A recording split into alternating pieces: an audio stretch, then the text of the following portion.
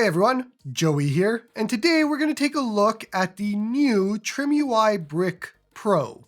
The TrimUI Brick and Brick Hammer have been super popular handhelds in the community, and now TrimUI has supersized the brick, added some sticks, made the display bigger, upgraded the battery, and said, here you go. And those are really the main differences here. You have essentially the same specs shared between them for performance, so it is the same processor and same 1GB of RAM, and that does mean that you shouldn't expect any difference in performance, but the Brick Pro has a 3.95-inch screen compared to the 3.2-inch screen in the original Brick.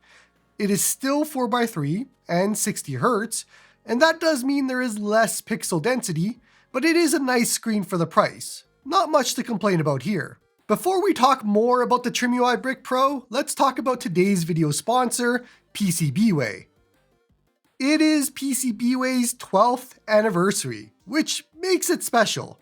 12 years is a very long time, and they want to share it with you with some special coupons to save some money, and you can play some games with them as well. There's some blind boxes and other things that are fun. PCBWay is where you want to go for all of your PCBs and fabrication, CNC machining, 3D printing, and so much more. Their sale goes on till the end of the month. Check out PCBWay in the description below. Now the price for the TrimUI Brick Pro from the TrimUI store is $99 US minus 10%, which I believe is only running for a little bit. There are 3 colors of black, white, and gray, and I have them all here. Taking a quick look at the colors, and my personal favorite is the white. I just find that it pops more. The gray is a close second though. It is nice, but I've never been a fan of the purple buttons thing, and then black is last for me. Black is sleek at least, but I always like to have my handhelds pop a little bit with colors, and black is kind of boring. Given this is TrimUI and they have a history of adding more colors, adding metal versions, and so on, I fully expect that probably in a month or two, we're going to see red or purple or whatever other colors they've done for the other bricks. Let's look over the controls, and the D-pad is pretty much the exact same feel as the Brick Hammer that I have here, just a bit looser, along with the buttons, which feel the exact same. So there really isn't anything new to say about the controls compared to the previous models. They've always been squarely in the good category to me. That being said, I do think that the sticks are a miss, but this is going to be person to person dependent. There are groups of people out there that are in the boat where a device like this, with the power that it has and the price, has no real reason to include sticks at all, like the Retroid Pocket Classic doesn't. I am actually in this camp. I find the sticks to be awkwardly placed, not really comfortable to use, and that sort of mirrors my thoughts on most verticals with sticks. However, these sticks have an added issue of rubbing up against the shell. Push to any side and it touches the shell. I can foresee a lot of issues in the future. This isn't going to last. The rubber from the sticks will eventually wear off, and the shell will absolutely get damaged. This is going to be a huge miss in the future. Combine all of this with the fact that this sort of barely just plays Nintendo 64 and Dreamcast, which is where these sticks would actually come in, and I just think I would prefer a no-stick version of this instead. Otherwise, they don't really seem to get in the way of my thumb often when using the buttons, just slightly, but not enough to annoy, and the entire handheld just feels fine to hold and decently comfortable. I don't find it top-heavy, and it seems to be pretty good for a vertical. I am still not a fan of the shoulders and triggers of these devices. It's been a complaint that I've had since the original Brick, and even with the different sets of options that they offer inside of the box, I still find it awkward to use them on the back. They are bigger than the Bricks were, but something about them makes them weird, especially from a power hotkey type of user like myself.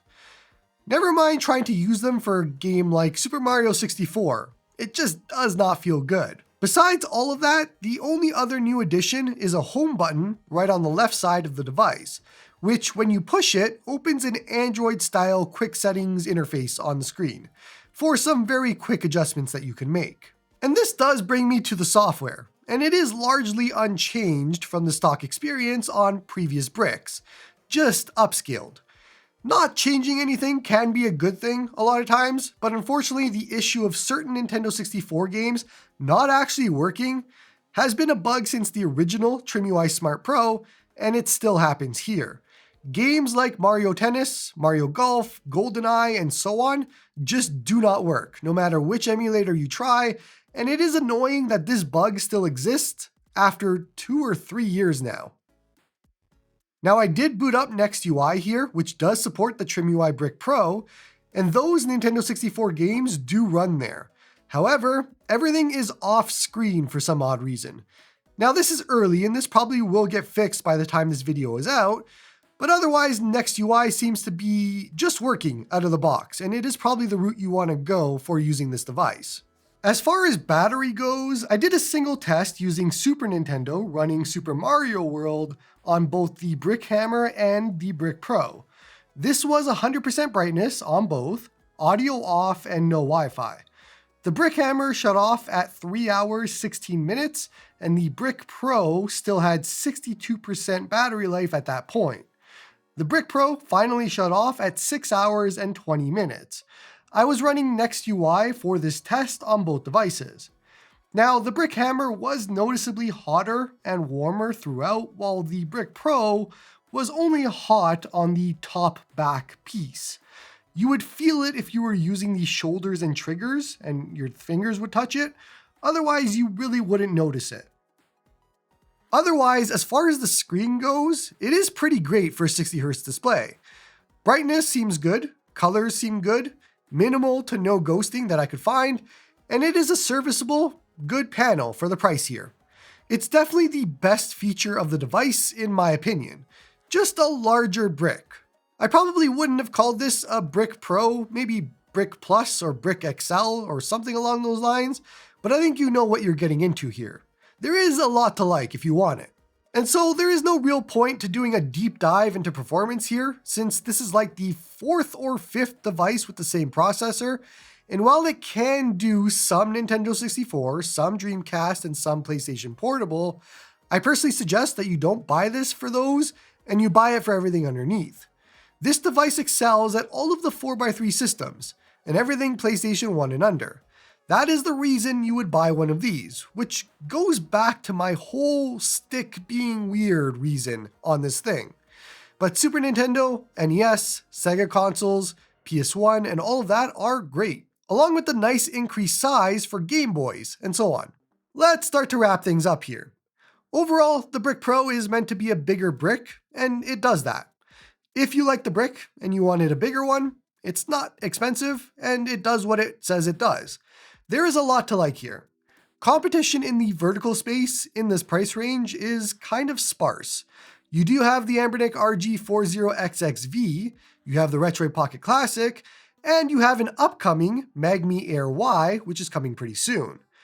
I would probably put this second behind the Retroid Pocket Classic, which is still my favorite of the verticals, and this would be ahead of the Anbernic RG40XXV, which doesn't have as good as a screen. Magmi Air Y might disrupt all of this, we'll have to see. But once again, I do keep going back to my earlier thoughts that if this didn't have sticks, it would be much better. I'm pretty sure that a lot of people are going to be doing a stick delete mod on this because they're just not necessary. And I personally wouldn't play Nintendo 64 or Dreamcast on this anyways. So it is better off just not having the sticks at all, especially when you consider that using them will likely damage the shell and the sticks as well. So it is a very real design flaw. Otherwise, let me know in the comments below what you think about the Brick Pro. Will you be grabbing one or not? Don't forget to like and sub to help the channel grow. Come join me on the Discord to talk all about retro gaming, and hope you all have a good one.